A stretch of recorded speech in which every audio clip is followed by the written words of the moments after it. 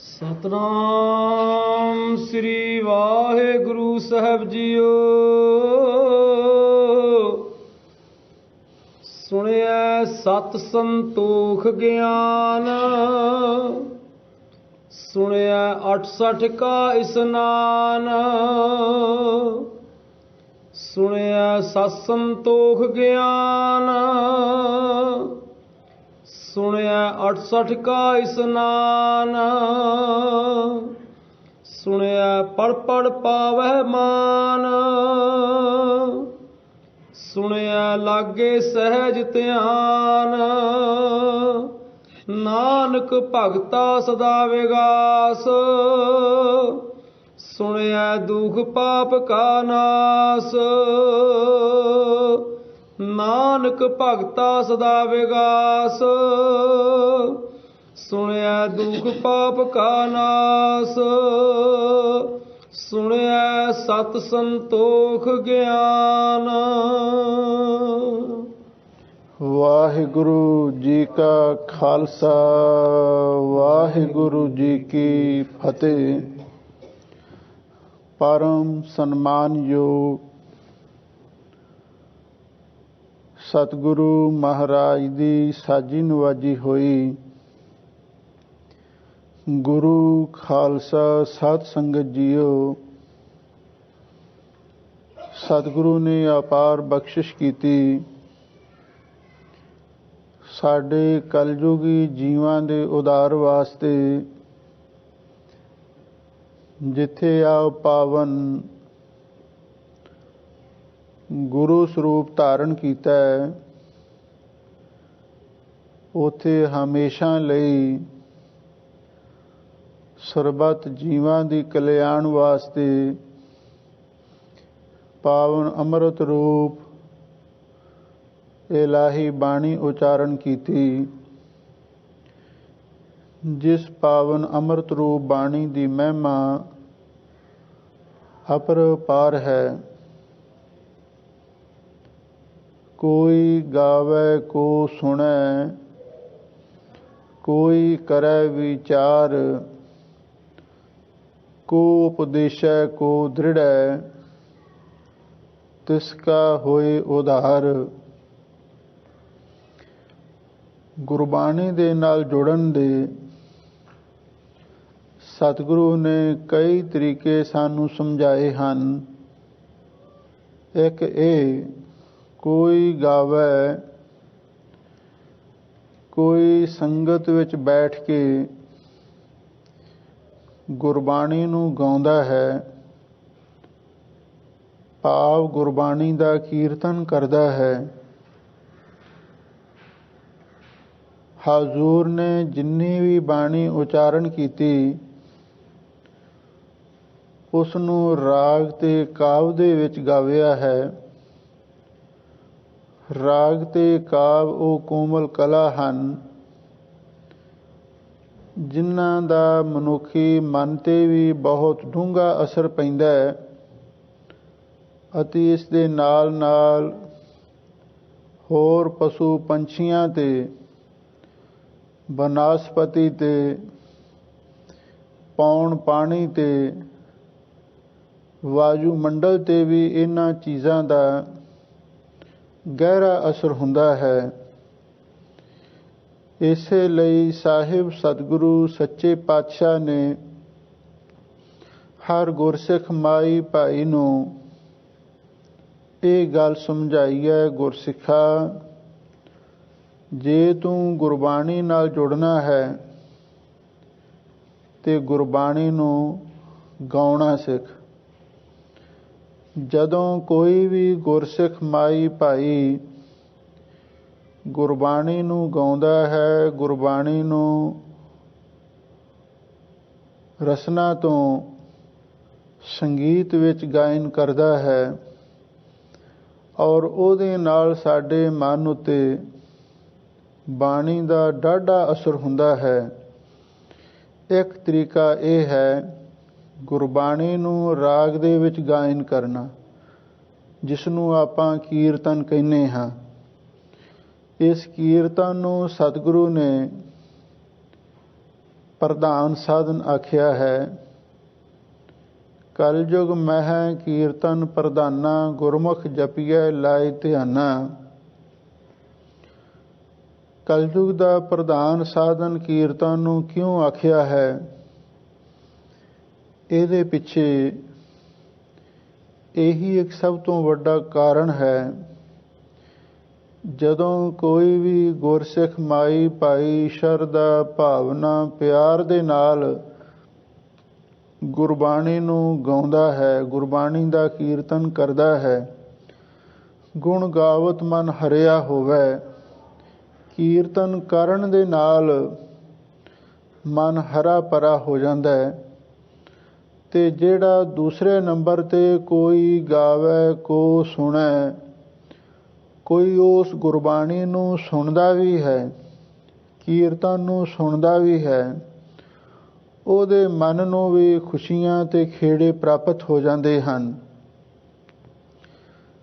ਗਾਉਣਾ ਤੇ ਸੁਣਨਾ ਇਹ ਦੋ ਸਾਧਨ ਨੇ। ਸਾਰੇ ਗਾ ਵੀ ਨਹੀਂ ਸਕਦੇ, ਸਾਰੇ ਸੁਣ ਵੀ ਨਹੀਂ ਸਕਦੇ। ਜਿਸ ਉੱਤੇ ਗੁਰੂ ਦੀ ਮਿਹਰ ਹੁੰਦੀ ਹੈ, ਮਹਾਂਪੁਰਖ ਬਚਨ ਕਰਦੇ ਸਨ, ਜਿਸ ਨੇ ਹੀਰੇ ਮੋਤੀ ਦਾਨ ਕੀਤੇ ਹੁੰਦੇ ਹਨ, ਉਹਨਾਂ ਨੂੰ ਕੀਰਤਨ ਨਿਰਮੋਲਕ ਹੀਰਾ ਦੀ ਦਾਤ ਪ੍ਰਾਪਤ ਹੁੰਦੀ ਹੈ। ਗੁਰਬਾਣੀ ਦਾ ਕੀਰਤਨ ਇੱਕ ਵਡਮੁੱਲਾ ਹੀਰਾ ਹੈ, ਜਿਸ ਦੀ ਕੋਈ ਕੀਮਤ ਦੁਨੀਆ ਵਿੱਚ ਦੱਸ ਹੀ ਨਹੀਂ ਸਕਦਾ। ਗੁਰਬਾਣੀ ਦਾ ਕੀਰਤਨ ਕਲਯੁਗ ਦਾ ਪ੍ਰਧਾਨ ਸਾਧਨ ਵੀ ਹੈ। ਇਸੇ ਲਈ ਹਜ਼ੂਰ ਕਹਿੰਦੇ ਸਾਰੇ ਕੀਰਤਨ ਕਰ ਵੀ ਨਹੀਂ ਸਕਦੇ। ਜਿਸ ਉੱਤੇ ਗੁਰੂ ਦੀ ਮਿਹਰ ਹੁੰਦੀ ਹੈ, ਜਿਸ ਨੂੰ ਬਖਸ਼ ਲਹਿ ਮੇਰੇ ਪਿਆਰੇ, ਸੋ ਜਸ ਤੇਰਾ ਗਾਵੇ। ਹਜ਼ੂਰ ਕਹਿੰਦੇ ਨੇ ਗੁਰਬਾਣੀ ਦਾ ਕੀਰਤਨ ਇਹ ਵੀ ਸਤਿਗੁਰੂ ਦੀ ਇੱਕ ਬਹੁਤ ਉੱਚੀ ਸੁੱਚੀ ਪਵਿੱਤਰ ਦਾਤ ਹੈ। ਗੁਰਬਾਣੀ ਨੂੰ ਗਾਉਣਾ ਇਹ ਵੀ ਇੱਕ ਗੁਰੂ ਦੀ ਬਖਸ਼ਿਸ਼ ਦਾ ਹੀ ਨਤੀਜਾ ਹੈ। ਤੇ ਬੈਠ ਕੇ ਸੁਣਨਾ ਇਹ ਉਸ ਤੋਂ ਵੀ ਵੱਧ ਔਖੀ ਗੱਲ ਹੈ। ਜਦੋਂ ਸਤਿਗੁਰੂ ਮਿਹਰ ਕਰਦੇ ਹਨ ਤਾਂ ਹੀ ਅਸੀਂ ਗੁਰਬਾਣੀ ਨੂੰ ਸੁਣਨ ਵਾਸਤੇ ਗੁਰੂ ਮਹਾਰਾਜ ਦੇ ਚਰਨਾਂ ਦੇ ਵਿੱਚ ਹਾਜ਼ਰ ਹੁੰਦੇ ਹਾਂ। ਨਹੀਂ ਤੇ ਮਨੁੱਖ ਆਪਣੇ ਕਾਰੋਬਾਰਾਂ ਦੇ ਵਿੱਚ ਇੰਨਾ ਖੁੱਭਿਆ ਹੋਇਆ ਹੈ, ਇੰਨਾ ਖਚਤ ਹੋਇਆ ਹੈ, ਇਹਦੇ ਕੋਲੇ ਸਮਾਂ ਹੀ ਨਹੀਂ। ਆਹਰ ਸਭ ਕਰਦਾ ਫਿਰੈ, ਆਹਰ ਇੱਕ ਨਾ ਹੋਏ, ਨਾਨਕ ਜਿਤ ਆਹਰ ਜਗ ਉਧਰੈ ਵਿਰਲਾ ਪਾਏ ਕੋਈ। ਇਹਦਾ ਮਤਲਬ ਇਹ ਨਹੀਂ, ਇਹ ਗੱਲ ਅਸੀਂ ਕਹਿ ਜ਼ਰੂਰ ਦਿੰਦੇ ਹਾਂ ਵੀ ਸਾਡੇ ਕੋਲੇ ਸਮਾਂ ਨਹੀਂ, ਸਾਡੇ ਕੋਲੇ ਟਾਈਮ ਨਹੀਂ। ਇਸ ਦਾ ਮਤਲਬ ਇਹ ਨਹੀਂ ਵੀ ਵਾਕਿਆ ਹੀ ਇਹ ਇੱਕ ਹਕੀਕਤ ਹੈ। ਨਹੀਂ, ਇਹਦੇ ਪਿੱਛੇ ਇੱਕ ਇਹ ਵੀ ਜ਼ਰੂਰੀ ਕਾਰਨ ਹੈ। ਅਸੀਂ ਹੋਰ ਕੰਮਾਂ ਨੂੰ ਆਪਣੇ ਜੀਵਨ ਦੇ ਵਿੱਚ ਵਧੇਰੇ ਤਰਜੀਹ ਦਿੱਤੀ ਹੈ। ਗੁਰਦੁਆਰੇ ਆਉਣਾ, ਬੈਠ ਕੇ ਬਾਣੀ ਕੀਰਤਨ ਕਥਾ ਨੂੰ ਸੁਣਨਾ, ਇਸ ਮਹਾਨ ਪਵਿੱਤਰ ਕਾਰਜ ਨੂੰ ਅਸੀਂ ਕੰਮ ਸਮਝਿਆ ਹੀ ਨਹੀਂ। ਇਸੇ ਲਈ ਸਾਡੇ ਕੋਲ ਸਮਾਂ ਨਹੀਂ ਹੁੰਦਾ। ਹੋਰ ਦੁਨਿਆਵੀ ਕੰਮ ਧੰਦਿਆਂ ਦੇ ਲਈ ਸਮਾਂ ਨਿਕਲ ਆਉਂਦਾ ਹੈ, ਪਰ ਗੁਰੂ ਘਰ ਵਿੱਚ ਜਾਣ ਲਈ, ਕਥਾ ਕੀਰਤਨ ਸੁਣਨ ਲਈ, ਸੇਵਾ ਸਿਮਰਨ ਨਿਤਨੇਮ ਦੇ ਲਈ ਸਾਡੇ ਕੋਲ ਸਮਾਂ ਨਹੀਂ ਹੈ। ਪਰ ਸਾਨੂੰ ਇਹ ਨਹੀਂ ਪਤਾ ਸਤਿਗੁਰੂ ਦੀ ਬਾਣੀ ਕੀ ਕਹਿੰਦੀ ਹੈ। ਭਈ ਪ੍ਰਾਪਤ ਮਾਨੁਖ ਦਿਹੁਰੀਆ, ਗੋਬਿੰਦ ਮਿਲਣ ਕੀ ਇਹ ਤੇਰੀ ਬਰੀਆ। ਅਵਰ ਕਾਜ ਤੇਰਾ ਕਿਤੈ ਨਾ ਕਾਮ, ਮਿਲ ਸਾਧ ਸੰਗਤ ਭਜ ਕੇਵਲ ਨਾਮ। ਅਸੀਂ ਇਹਨਾਂ ਗੱਲਾਂ ਨੂੰ ਵਿਸਾਰ ਦਿੱਤਾ ਹੈ। ਸਤਿਗੁਰੂ ਤਾਂ ਇਹ ਕਹਿੰਦੇ ਨੇ, ਅਵਰ ਕਾਜ ਤੇਰਾ ਕਿਤੈ ਨਾ ਕਾਮ।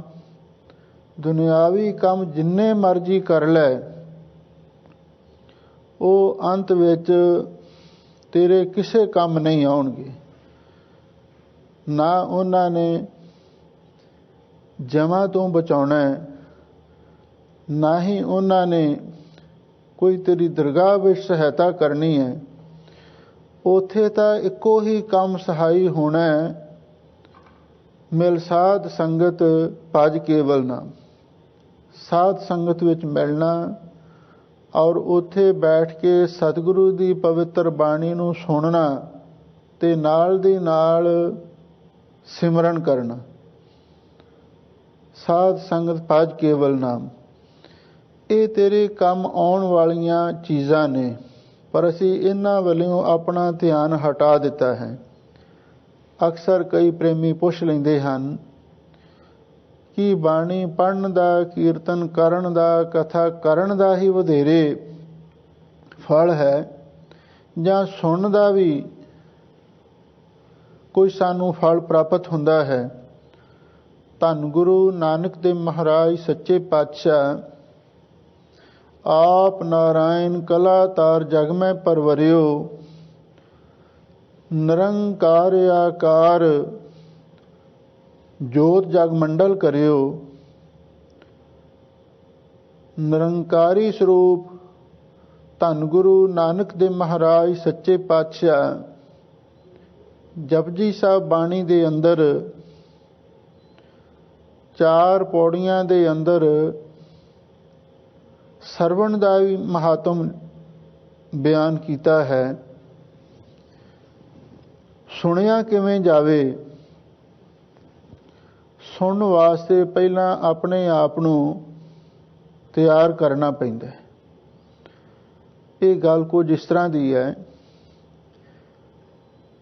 ਜਿਵੇਂ ਬੱਦਲ ਦੀ ਘਟਾ ਚੜ੍ਹ ਕੇ ਆਵੇ ਤਾਂ ਉਸ ਵੇਲੇ ਜ਼ਿਮੀਂਦਾਰ ਨੂੰ ਆਪਣੇ ਖੇਤ ਦੀਆਂ ਵੱਟਾਂ ਪਹਿਲਾਂ ਤਿਆਰ ਕਰਨੀਆਂ ਪੈਂਦੀਆਂ। ਜੇ ਹੁਣ ਵੱਟਾਂ ਹੀ ਨਾ ਤਿਆਰ ਕੀਤੀਆਂ ਹੋਣ, ਮੀਂਹ ਨੇ ਪੈਣਾ ਸ਼ੁਰੂ ਹੋ ਜਾਣਾ ਹੈ ਤੇ ਫਿਰ ਜ਼ਿਮੀਂਦਾਰ ਮੀਂਹ ਦੇ ਪਾਣੀ ਨੂੰ ਸੰਭਾਲ ਨਹੀਂ ਸਕੇਗਾ, ਉਹ ਪਾਣੀ ਅੱਗੇ ਰੁੜ ਜਾਂਦਾ ਹੈ। ਜਦੋਂ ਵੀ ਅਸੀਂ ਸਤਿਗੁਰੂ ਦੇ ਕੋਲ ਆਉਣਾ ਹੈ, ਸ਼ਰਧਾ, ਭਾਵਨਾ, ਸਿਦਕ, ਭਰੋਸਾ, ਨਿਮਰਤਾ ਇਹਨਾਂ ਨੂੰ ਧਾਰਨ ਕਰਕੇ ਆਉਣਾ। ਕਿਧਰੇ ਐਸਾ ਨਾ ਹੋਵੇ ਅਸੀਂ ਸਤਿਗੁਰੂ ਦੇ ਕੋਲ ਆ ਵੀ ਜਾਵੀਏ ਔਰ ਇੱਥੇ ਆ ਕੇ ਵੀ ਖਾਲੀ ਰਹਿ ਜਾਈਏ।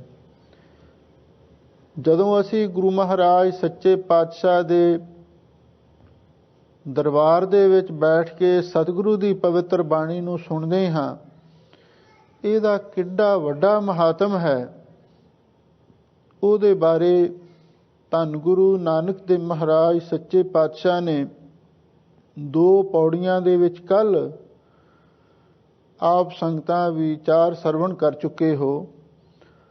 ਅਗਲੀਆਂ 2 ਪੌੜੀਆਂ ਦੀ ਵਿਚਾਰ ਆਪ ਸੰਗਤਾਂ ਅੱਜ ਸਰਵਣ ਕਰ ਰਹੇ ਹੋ। ਸੁਣਨ ਦੇ ਨਾਲ ਇੱਕ ਤੇ ਸਾਧਾਰਨ ਰੂਪ ਦੇ ਵਿੱਚ ਸੁਣਨਾ ਹੁੰਦਾ ਹੈ, ਇੱਕ ਅੰਦਰਲੇ ਕੰਨਾਂ ਦੇ ਨਾਲ ਸੁਣਿਆ ਜਾਂਦਾ ਹੈ। ਇੱਕ ਵਾਰੀ ਕਿਸੇ ਨੇ ਸਵਾਲ ਕੀਤਾ ਕਿ ਉਸ ਪਰਮਾਤਮਾ ਨੇ ਮਨੁੱਖ ਨੂੰ ਜ਼ੁਬਾਨ ਇੱਕ ਦਿੱਤੀ ਹੈ, ਕੰਨ 2 ਕਿਉਂ ਦਿੱਤੇ ਹਨ? ਜ਼ੁਬਾਨ ਇੱਕ ਹੈ, ਕੰਨ 2 ਨੇ। ਕਿਸੇ ਸਿਆਣੇ ਪੁਰਖ ਨੇ ਇਸ ਦਾ ਜਵਾਬ ਦਿੱਤਾ, ਕੰਨ 2 ਇਸ ਲਈ ਦਿੱਤੇ ਹਨ ਕਿ ਮਨੁੱਖ ਜ਼ਿਆਦਾ ਤੋਂ ਜ਼ਿਆਦਾ ਸੁਣ ਸਕੇ।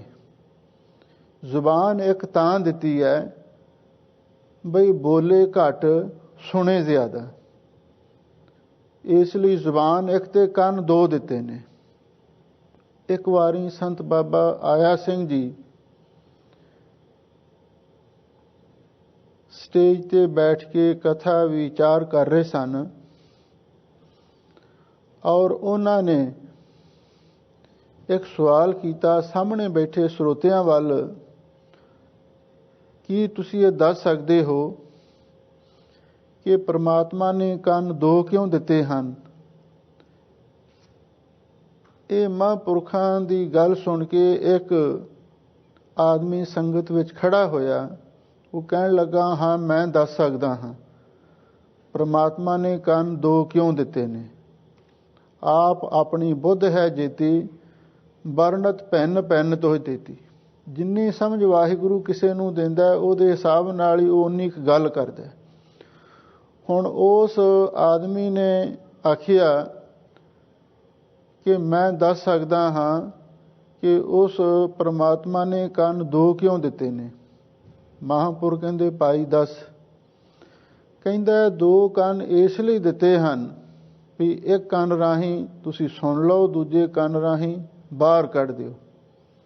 ਆਮ ਜਿਹੜੀ ਧਾਰਨਾ ਲੋਕਾਂ ਦੀ ਬਣੀ ਹੋਈ ਉਹ ਇਹੀ ਹੈ। ਦੋ ਕੰਨ ਇਸ ਲਈ ਨੇ, ਇੱਕ ਕੰਨ ਰਾਹੀਂ ਸੁਣੋ, ਦੂਜੇ ਰਾਹੀਂ ਬਾਹਰ ਕੱਢ ਦਿਓ। ਅੰਧੇ ਏਕ ਨਾ ਲਾਗੀ, ਜੋ ਬਾਂਸ ਬਜਾਈਐ ਫੂਕ। ਮਹਾਂਪੁਰ ਕਹਿਣ ਲੱਗੇ, ਭਾਈ ਤੂੰ ਬੈਠ। ਫਿਰ ਮਹਾਂਪੁਰ ਕਹਿਣ ਲੱਗੇ, ਭਾਈ ਉਸੇ ਸਵਾਲ ਦਾ ਕੋਈ ਹੋਰ ਜਵਾਬ ਜੇ ਕਿਸੇ ਕੋਲ ਹੈ ਉੱਠ ਕੇ ਦੇ ਸਕਦਾ। ਇਹ ਕੋਈ ਹੋਰ ਗੁਰਮੁਖ ਪਿਆਰਾ ਉੱਠਿਆ। ਉਹ ਕਹਿਣ ਲੱਗਾ, ਮਹਾਰਾਜ ਮੈਂ ਤੇ ਇਹ ਸਮਝਦਾ ਹਾਂ ਉਸ ਪਰਮਾਤਮਾ ਨੇ ਬੜੀ ਮਿਹਰ ਕੀਤੀ ਹੈ, ਮਨੁੱਖ ਨੂੰ ਦੋ ਕੰਨ ਇਸ ਲਈ ਦਿੱਤੇ ਹਨ ਬਈ ਇਹ ਜੇ ਇੱਕ ਕੰਨ ਦੇ ਨਾਲ ਪੂਰਾ ਨਾ ਸੁਣਿਆ ਜਾਵੇ ਤੇ ਦੂਜੇ ਕੰਨ ਦੇ ਨਾਲ ਸੁਣ ਲਵੇ। ਕੰਨ ਕੇਵਲ ਸੁਣਨ ਵਾਸਤੇ ਹੀ ਦਿੱਤੇ ਨੇ, ਇਹਦੇ ਨਾਲ ਸੁਣਨਾ ਕੀ ਚਾਹੀਦਾ।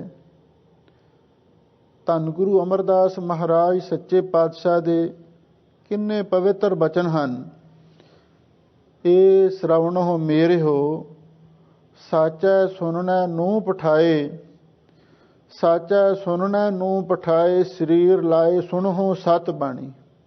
ਇਹ ਸੱਚੀ ਬਾਣੀ ਸੁਣਨ ਵਾਸਤੇ ਕੰਨ ਵਾਹਿਗੁਰੂ ਨੇ ਭੇਜੇ ਨੇ, ਨਾ ਕਿ ਨਿੰਦਿਆ, ਚੁਗਲੀ, ਭੈੜੀਆਂ ਗੱਲਾਂ, ਗਾਲਾਂ, ਗੀਤ ਸੰਗੀਤ ਸੁਣਨ ਵਾਸਤੇ ਸਾਨੂੰ ਕੰਨ ਦਿੱਤੇ ਨੇ। ਬਲਕਿ ਉਹਨਾਂ ਦੀ ਬਾਬਤ ਤੇ ਪੰਜਵੇਂ ਗੁਰਦੇਵ ਨੇ ਇੱਕ ਥਾਂ ਤੇ ਇਹ ਲਿਖਿਆ ਹੈ, ਮੇਰੇ ਮੋਹਨ ਸ਼ਰਵਣੀ ਇਹ ਨਾ ਸੁਣਾਏ, ਸਾਕਤ ਗੀਤ ਨਾਦ ਧੁਨ ਗਾਵਤ, ਬੋਲਤ ਬੋਲ ਅਜਾਏ। ਐ ਮੇਰੇ ਵਾਹਿਗੁਰੂ, ਮੇਰੇ ਕੰਨਾਂ ਦੇ ਵਿੱਚ ਤੇਰੀ ਬਾਣੀ ਪਵੇ, ਤੇਰਾ ਨਾਮ ਪਵੇ, ਕਥਾ ਕੀਰਤਨ ਦੀ ਆਵਾਜ਼ ਮੇਰੇ ਕੰਨਾਂ ਦੇ ਵਿੱਚ ਪਵੇ।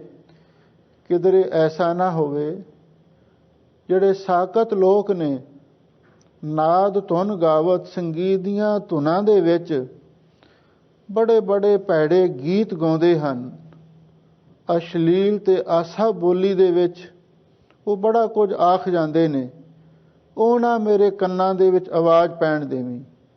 ਮੇਰੇ ਮੋਹਨ ਸ਼ਰਵਣੀ ਇਹ ਨਾ ਸੁਣਾਏ, ਸਾਕਤ ਗੀਤ ਨਾਦ ਧੁਨ ਗਾਵਤ, ਬੋਲਤ ਬੋਲ ਜਾਏ। ਜਿਹੜੇ ਬਹੁਤ ਬੇਹੁਦੇ ਬੋਲ ਬੋਲਦੇ ਨੇ, ਬੇਥਵੇ ਬੋਲ ਬੋਲਦੇ ਨੇ।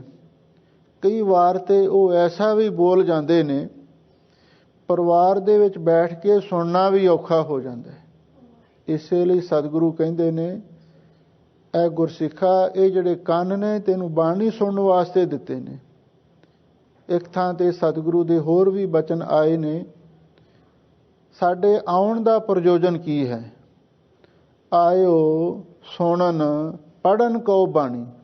ਪਹਿਲਾਂ ਸੁਣਨ ਦੀ ਗੱਲ ਆਖੀ ਹੈ ਕਿ ਇਹ ਮਨੁੱਖ ਤੂੰ ਕੁਝ ਸੁਣਨ ਵਾਸਤੇ ਆਇਆ ਤੇ ਕੁਝ ਪੜ੍ਹਨ ਵਾਸਤੇ ਆਇਆ। ਕਿਹੜੀ ਗੱਲ ਤੂੰ ਸੁਣਨੀ ਹੈ ਤੇ ਕਿਹੜੀ ਪੜ੍ਹਨੀ ਹੈ। ਹਾਜ਼ੂਰ ਕਹਿੰਦੇ ਉਹ ਹੈ ਸਤਿਗੁਰੂ ਦੀ ਬਾਣੀ। ਆਇਓ ਸੁਣਨ ਪੜ੍ਹਨ ਕੋ ਬਾਣੀ, ਨਾਮ ਵਿਸਾਰ ਲਗਹਿ ਅਨ ਲਾਲਚ, ਬਿਰਥਾ ਜਨਮ ਪ੍ਰਾਣੀ। ਜੇ ਅਸੀਂ ਗੁਰੂ ਦੀ ਬਾਣੀ ਨੂੰ ਛੱਡ ਕੇ ਕਿਸੇ ਹੋਰ ਝੂਠੇ ਸਵਾਰਥਾਂ ਤੇ ਲਾਲਚਾਂ ਦੇ ਵਿੱਚ ਫਸ ਕੇ ਆਪਣੇ ਜੀਵਨ ਦੇ ਉਦੇਸ਼ ਨੂੰ ਭੁੱਲ ਜਾਂਦੇ ਹਾਂ ਤੇ ਸਤਿਗੁਰੂ ਕਹਿੰਦੇ ਨੇ, ਬਿਰਥਾ ਜਨਮ ਪ੍ਰਾਣੀ, ਇਹ ਪ੍ਰਾਣਾਧਾਰੀ ਜੀਵ ਤੇਰਾ ਜਨਮ ਨਿਸਫਲ ਚਲਿਆ ਜਾਵੇਗਾ।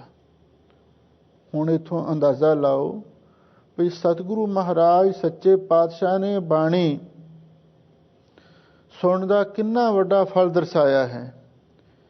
ਕਈ ਕੋਟਕ ਜਗ ਫਲਾ, ਸੁਣ ਗਾਵਣ ਹਾਰੇ ਰਾਮ।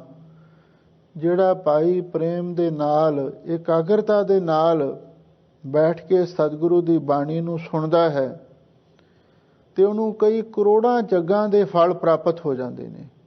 ਇੱਕ ਜਾਗੀ ਕਰਨਾ ਬੜਾ ਔਖਾ ਹੈ, ਕਰੋੜਾਂ ਰੁਪਏ ਖਰਚ ਹੋ ਜਾਂਦੇ ਨੇ, ਪਰ ਹਜ਼ੂਰ ਕਹਿੰਦੇ ਜਦੋਂ ਸ਼ਰਧਾ ਭਾਵਨਾ ਦੇ ਨਾਲ ਗੁਰਸਿੱਖ ਬਾਣੀ ਸੁਣਦਾ ਹੈ ਜਾਂ ਬਾਣੀ ਗਾਉਂਦਾ ਹੈ, ਉਹਨੂੰ ਕਈ ਕਰੋੜਾਂ ਜੱਗਾਂ ਦਾ ਫਲ ਪ੍ਰਾਪਤ ਹੋ ਜਾਂਦਾ ਹੈ। ਕਿੱਡਾ ਵੱਡਾ ਮਹਾਤਮ ਹੈ। ਧੰਨ ਗੁਰੂ ਹਰਗੋਬਿੰਦ ਸਾਹਿਬ ਮਹਾਰਾਜ ਸੱਚੇ ਪਾਤਸ਼ਾਹ ਗੁਰੂ ਕੇ ਮਹਾਰਾਜ ਦਾ ਜੰਗ ਜਿੱਤ ਕੇ ਦੀਵਾਨ ਸਜਾਇਆ ਹੋਇਆ ਹੈ ਤੇ ਬੜੇ ਪਿਆਰ ਦੇ ਵਿੱਚ ਕਹਿਣ ਲੱਗੇ, ਕੋਈ ਐਸਾ ਵੀ ਗੁਰੂ ਦਾ ਸਿੱਖ ਹੈ ਜਿਹੜਾ ਸਾਨੂੰ ਧੰਨ ਗੁਰੂ ਨਾਨਕ ਦੇਵ ਮਹਾਰਾਜ ਦੀ ਪਵਿੱਤਰ ਬਾਣੀ ਜਪਜੀ ਸਾਹਿਬ ਜੀ ਦਾ ਪਾਠ ਸੁਣਾਵੇ। ਜਿੰਨੇ ਸਿੱਖ ਬੈਠੇ ਸਨ ਸਭ ਦੀਆਂ ਨੀਵੀਆਂ ਪੈ ਗਈਆਂ, ਕਿਉਂਕਿ ਗੁਰੂ ਮਹਾਰਾਜ ਦੇ ਸਾਹਮਣੇ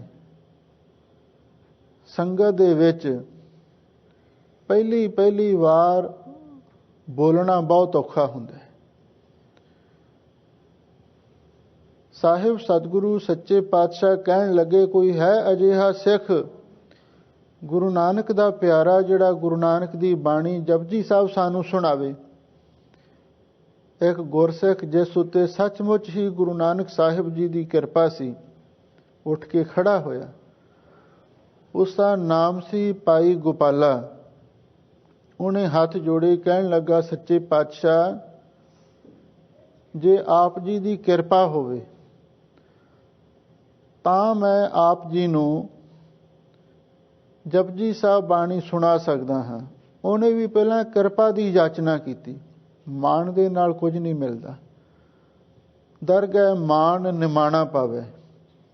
ਚਾਹੇ ਕੋਈ ਕਿੰਨਾ ਵਿਦਵਾਨ ਹੋਵੇ, ਕਿੰਨਾ ਵੀ ਪ੍ਰਚਾਰਕ ਹੋਵੇ, ਪਰ ਗੁਰੂ ਦੇ ਕੋਲੋਂ ਤਾਂ ਰਹਿਮਤ ਹੀ ਮੰਗਣੀ ਚਾਹੀਦੀ ਹੈ।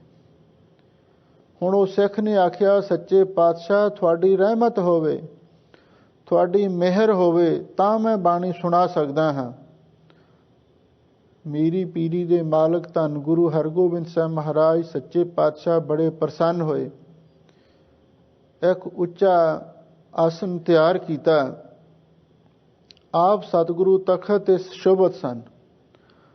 ਆਪਣੇ ਤਖਤ ਦੇ ਬਰਾਬਰ ਇੱਕ ਹੋਰ ਚੌਂਕੀ ਤਿਆਰ ਕਰਵਾਈ, ਉਹਦੇ ਉੱਤੇ ਸੁੰਦਰ ਵਿਛਾਈ ਕੀਤੀ। ਇਹ ਇੱਕ ਗੁਰਬਾਣੀ ਦਾ ਸਤਿਕਾਰ ਸੀ। ਹੁਣ ਵੀ ਜਦੋਂ ਸਟੇਜ ਦੇ ਉੱਤੇ ਰਾਗੀ ਸਿੰਘ ਕੀਰਤਨ ਕਰਦੇ ਹਨ ਜਾਂ ਕੋਈ ਬਾਣੀ ਦੀ ਵਿਚਾਰ ਪ੍ਰਚਾਰ ਕਰਦਾ ਹੈ, ਉਹਦਾ ਵੀ ਵਿਸ਼ੇਸ਼ ਸਥਾਨ ਬਣਾਇਆ ਜਾਂਦਾ ਹੈ। ਇਹ ਇੱਕ ਬਾਣੀ ਦਾ ਸਤਿਕਾਰ ਹੈ, ਕਿਸੇ ਮਨੁੱਖ ਦਾ ਸਤਿਕਾਰ ਨਹੀਂ। ਬਾਕੀ ਜਿਸ ਗੁਰਮੁਖ ਪਿਆਰੇ ਨੇ ਕੀਰਤਨ ਕਰਨਾ ਹੋਵੇ, ਬਾਣੀ ਪੜ੍ਹਨੀ ਹੋਵੇ, ਉਹਦਾ ਹੀ ਅਧਿਕਾਰ ਹੈ ਸਟੇਜ ਤੇ ਬੈਠਣ ਦਾ। ਉਸ ਤੋਂ ਅੱਗੋਂ ਪਿੱਛੋਂ ਉਹ ਸੰਗਤ ਦੇ ਵਿੱਚ ਹੀ ਬੈਠੇ। ਇਹ ਗੁਰਮਤਿ ਦਾ ਅਸੂਲ ਹੈ। ਸੰਗਤ ਵਿੱਚ ਕੋਈ ਉੱਚੇ ਨੀਵੇਂ ਥਾਂ ਤੇ ਨਹੀਂ ਬੈਠ ਸਕਦਾ। ਹਾਂ, ਜਿਸਨੇ ਬਾਣੀ ਦਾ ਵਿਚਾਰ, ਬਾਣੀ ਦਾ ਪਾਠ, ਬਾਣੀ ਦਾ ਕੀਰਤਨ ਕਰਨਾ ਹੋਵੇ, ਇਹ ਗੁਰੂ ਘਰ ਦੀ ਮਰਜ਼ਾਦਾ ਹੈ। ਉਹਦਾ ਸਤਿਕਾਰ ਸਤਿਗੁਰੂ ਵੀ ਆਪ ਕਰਦੇ ਸਨ। ਹੁਣ ਇਸ ਸਿੱਖ ਨੂੰ ਗੁਰੂ ਮਹਾਰਾਜ ਨੇ ਉੱਚੀ ਚੌਂਕੀ ਤੇ ਬੈਠਾਇਆ ਤੇ ਗੁਰਸਿੱਖ ਨੇ ਧੰਨ ਗੁਰੂ ਨਾਨਕ ਦੇਵ ਮਹਾਰਾਜ ਸੱਚੇ ਪਾਤਸ਼ਾਹ ਦਾ ਧਿਆਨ ਧਰ ਕੇ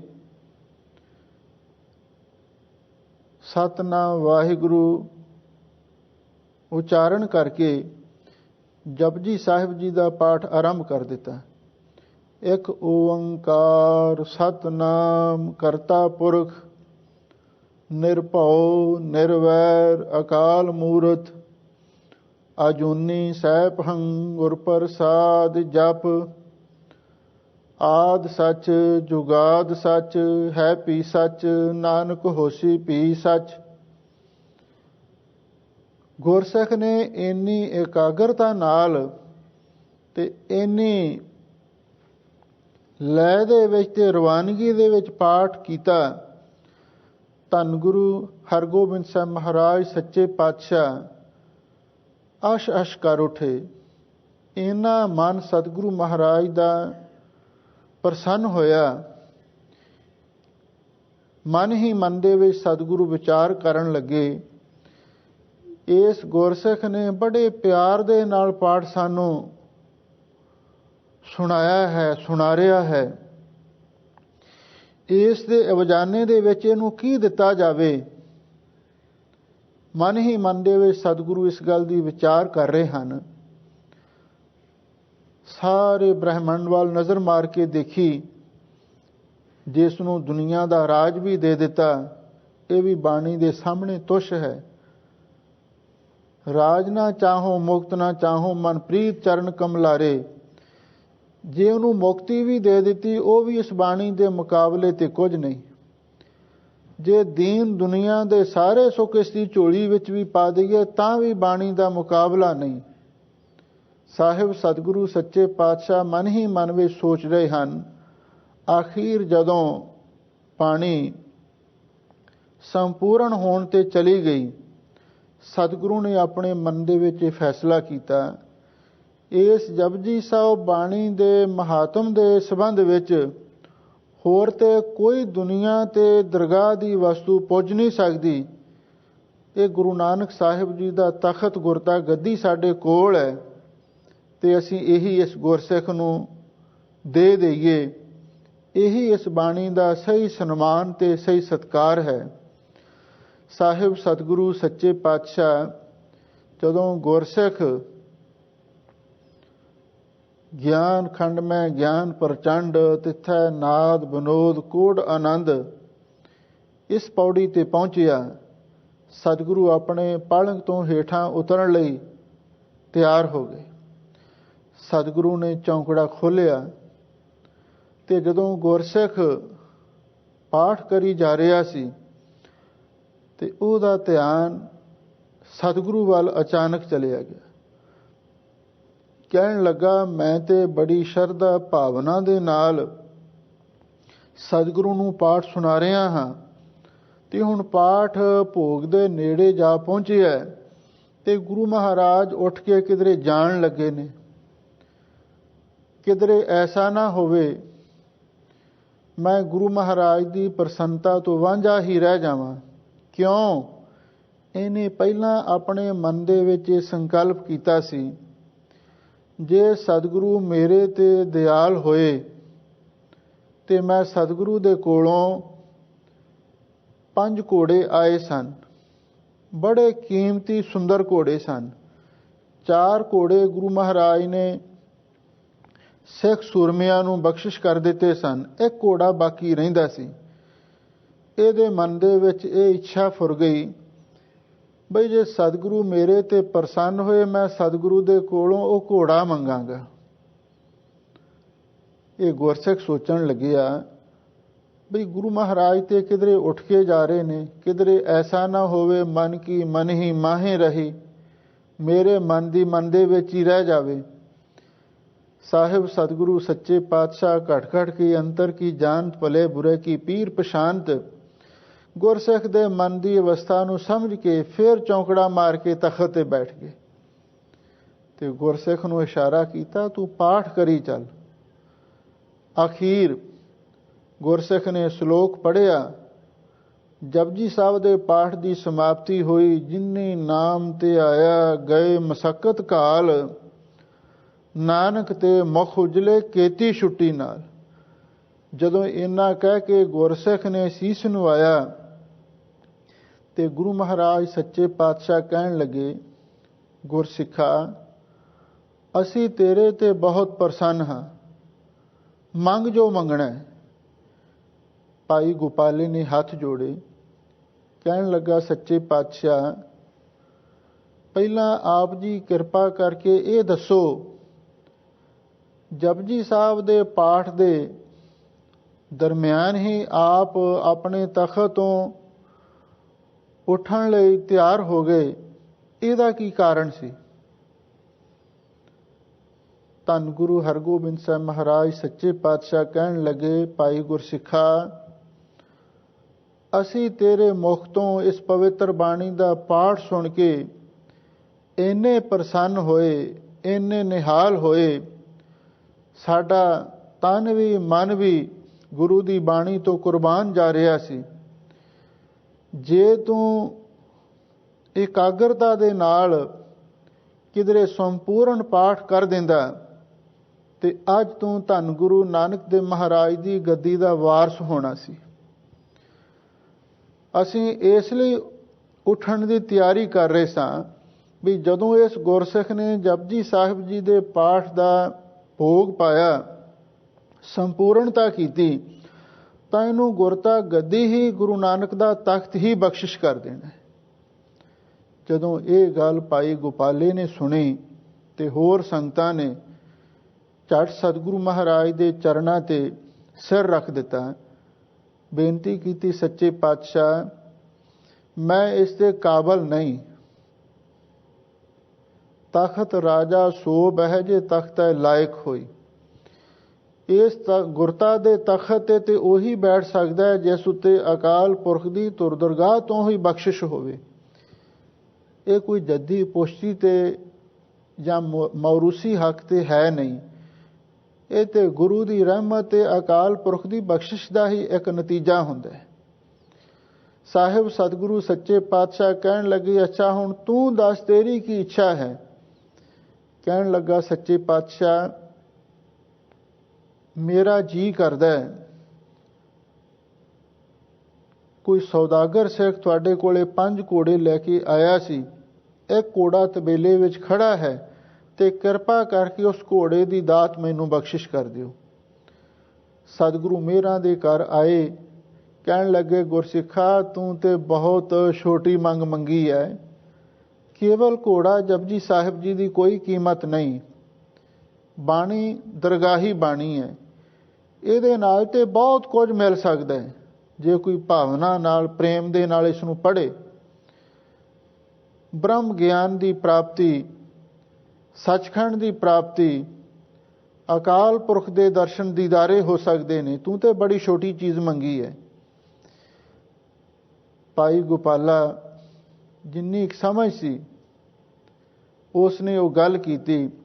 ਸਤਿਗੁਰੂ ਮੇਹਰਾਂ ਦੇ ਘਰ ਆ ਕੇ ਕਹਿਣ ਲੱਗੇ, ਅੱਛਾ ਤੈਨੂੰ ਘੋੜਾ ਵੀ ਦਿੱਤਾ, ਤੈਨੂੰ ਹੋਰ ਵੀ ਧਨ ਦੌਲਤ ਦਿੱਤੀ, ਦੁਨੀਆ ਦੇ ਸਾਰੇ ਸੁੱਖ ਤੈਨੂੰ ਦਿੱਤੇ ਤੇ ਇਹਦੇ ਨਾਲ ਨਾਲ ਤੇਰੀ 84 ਵੀ ਕੱਟੀ, ਤੈਨੂੰ ਪਰਲੋਕ ਦਾ ਸੁੱਖ ਵੀ ਦਿੱਤਾ। ਇਹ ਬਾਣੀ ਦਾ ਮਹਾਤਮ ਸੀ। ਸਤਿਗੁਰੂ ਨੇ ਜਪਜੀ ਸਾਹਿਬ ਬਾਣੀ ਸੁਣ ਕੇ ਹੀ ਇੰਨਾ ਕੁਝ ਗੁਰਸਿੱਖ ਨੂੰ ਦਿੱਤਾ, ਹਾਲਾਂਕਿ ਇਹ ਵੀ ਥੋੜਾ ਸੀ ਜੇ ਸੋਚਿਆ ਜਾਵੇ। ਸਤਿਗੁਰੂ ਤਾਂ ਗੁਰਤਾ ਗੱਦੀ ਬਖਸ਼ਿਸ਼ ਕਰਨਾ ਚਾਹੁੰਦੇ ਸਨ। ਕਿੰਨਾ ਬਾਣੀ ਦਾ ਸਤਿਕਾਰ ਹੈ, ਕਿੰਨੀ ਬਾਣੀ ਵਿੱਚ ਸ਼ਕਤੀ ਹੈ, ਜਿਸ ਨੇ ਗੁਰੂ ਨੂੰ ਵੀ ਮੋਮ ਕਰ ਦਿੱਤਾ, ਗੁਰੂ ਦਾ ਦਿਲ ਵੀ ਦਰਿਆ ਕਰ ਦਿੱਤਾ। ਇਹ ਸਤਿਗੁਰੂ ਦੀ ਬਾਣੀ ਦੀ ਤਾਕਤ ਸੀ। ਪਰ ਇੱਕ ਗੱਲ ਯਾਦ ਰੱਖੋ, ਉਸ ਗੁਰਸਿੱਖ ਨੇ ਇਕਾਗਰਤਾ ਨਾਲ ਬਾਣੀ ਨੂੰ ਪੜ੍ਹਿਆ ਸੀ। ਜਿੰਨਾ ਚਿਰ ਇਕਾਗਰਤਾ ਨਾ ਹੋਵੇ ਤੇ ਬਾਣੀ ਸ਼ੁੱਧ ਨਹੀਂ ਪੜ੍ਹੀ ਜਾ ਸਕਦੀ। ਇਹ ਵੀ ਗੱਲ ਯਾਦ ਰੱਖਣ ਵਾਲੀ ਹੈ। ਅਸੀਂ ਜਪਜੀ ਸਾਹਿਬ ਦਾ ਪਾਠ ਜ਼ਰੂਰ ਕਰਦੇ ਹਾਂ ਕਿਉਂਕਿ ਸਤਿਗੁਰੂ ਦਾ ਹੁਕਮ ਹੈ, ਆਇਓ ਸੁਣਨ ਪੜ੍ਹਨ ਕੋ ਬਾਣੀ। ਪਰ ਅਸੀਂ ਜਪਜੀ ਸਾਹਿਬ ਦਾ ਪਾਠ ਸ਼ੁਰੂ ਕਰਦੇ ਹਾਂ ਤੇ ਸਾਨੂੰ ਪਤਾ ਹੀ ਨਹੀਂ ਲੱਗਦਾ ਕਿੰਨਾ ਪਾਠ ਹੋ ਗਿਆ ਤੇ ਕਿੰਨਾ ਰਹਿ ਗਿਆ। ਅੱਧ ਵਿਚਕਾਰ ਜਾ ਕੇ ਕਦੇ ਕਦੇ ਸਾਨੂੰ ਖਿਆਲ ਆਉਂਦਾ ਹੈ ਵੀ ਅਸੀਂ ਇੱਥੇ ਪਹੁੰਚ ਗਏ ਹਾਂ। ਫਿਰ ਮਨ ਭੁਲੇਖਾ ਖਾਂਦਾ ਹੈ ਕਿਧਰੇ ਪਿੱਛੇ ਰਹਿ ਹੀ ਨਾ ਗਿਆ ਹੋਵੇ, ਕਿਉਂਕਿ ਧਿਆਨ ਹੋਰ ਪਾਸੇ ਗਿਆ ਹੁੰਦਾ ਹੈ। ਪਰ ਜਦੋਂ ਸਤਿਗੁਰੂ ਦੀ ਕਿਰਪਾ ਹੁੰਦੀ ਹੈ ਨਾ, ਮਨ ਵਸ ਆਵੇ ਨਾਨਕਾ ਜੇ ਪੂਰਨ ਕਿਰਪਾ ਹੋਏ। ਕਿਤੇ ਇਕਾਗਰਤਾ ਦੇ ਨਾਲ ਤੁਸੀਂ ਜਪਜੀ ਸਾਹਿਬ ਦਾ ਪਾਠ ਕਰਕੇ ਦੇਖੋ, ਉਹਦਾ ਇੰਨਾ ਫਲ ਹੈ, ਇੰਨਾ ਆਨੰਦ ਹੈ, ਕੁਛ ਕਹਿਣ ਦੀ ਗੱਲ ਹੀ ਨਹੀਂ।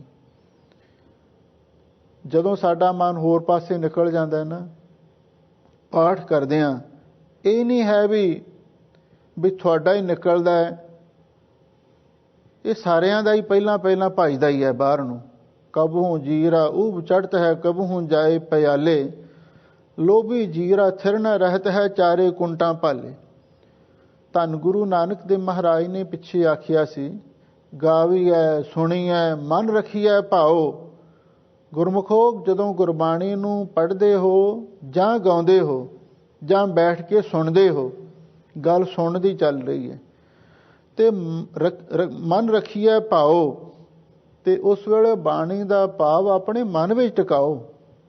ਜਦੋਂ ਬਾਣੀ ਦਾ ਭਾਵ ਮਨ ਦੇ ਵਿੱਚ ਟਿਕਾਉਣਾ ਸ਼ੁਰੂ ਕਰ ਦੇਵਾਂਗੇ ਤੇ ਫਿਰ ਦੇਖਿਓ ਭਲਾ ਬਾਣੀ ਦਾ ਰਸ ਆਉਂਦਾ ਕਿ ਨਹੀਂ ਆਉਂਦਾ। ਐਵੇਂ ਨਹੀਂ, ਸਤਿਗੁਰੂ ਮਹਾਰਾਜ ਨੇ ਕਹਿ ਦਿੱਤਾ, ਬਾਣੀ ਗੁਰੂ, ਗੁਰੂ ਹੈ ਬਾਣੀ, ਵਿੱਚ ਬਾਣੀ ਅੰਮ੍ਰਿਤ ਸਾਰੇ। ਗੁਰਬਾਣੀ ਕਹੈ ਸੇਵਕ ਜਨ ਮਾਨੈ, ਪ੍ਰਤੱਖ ਗੁਰੂ ਨਿਸਤਾਰੇ। ਜਦੋਂ ਗੁਰੂ ਦੀ ਬਖਸ਼ਿਸ਼ ਹੋਵੇ, ਗੁਰੂ ਦੀ ਰਹਿਮਤ ਹੋਵੇ, ਕੋਈ ਆਪਣੀ ਸੁਰਤ ਨੂੰ ਸ਼ਬਦ ਨਾਲ ਜੋੜ ਕੇ ਜਪਜੀ ਸਾਹਿਬ ਦਾ ਪਾਠ ਕਰਕੇ ਦੇਖੇ ਤੇ ਕਿੰਨਾ ਆਨੰਦ ਤੇ ਕਿੰਨਾ ਇਸ ਦਾ ਫਲ ਸਾਨੂੰ ਪ੍ਰਾਪਤ ਹੁੰਦਾ ਹੈ। ਇਹਦੇ ਬਾਰੇ ਤਾਂ ਭਗਤ ਕਬੀਰ ਜੀ ਦੇ ਬਚਨ ਯਾਦ ਆਉਂਦੇ ਨੇ। ਕਬੀਰ ਚਰਨ ਕਮਲ ਕੀ ਮੌਜ ਕੋ ਕਹੋ ਕੈਸੇ ਉਨਮਾਨ, ਕਹਿਬੇ ਕੋ ਸੋਭਾ ਨਹੀਂ ਦੇਖਾ ਹੀ ਪ੍ਰਵਾਨ। ਦੁਨੀਆ ਵਿੱਚ ਕੋਈ ਸ਼ਬਦ ਨਹੀਂ ਜਿਹਦੇ ਨਾਲ ਬਾਣੀ ਦਾ ਮਹਾਤਮ ਦੱਸਿਆ ਜਾਵੇ।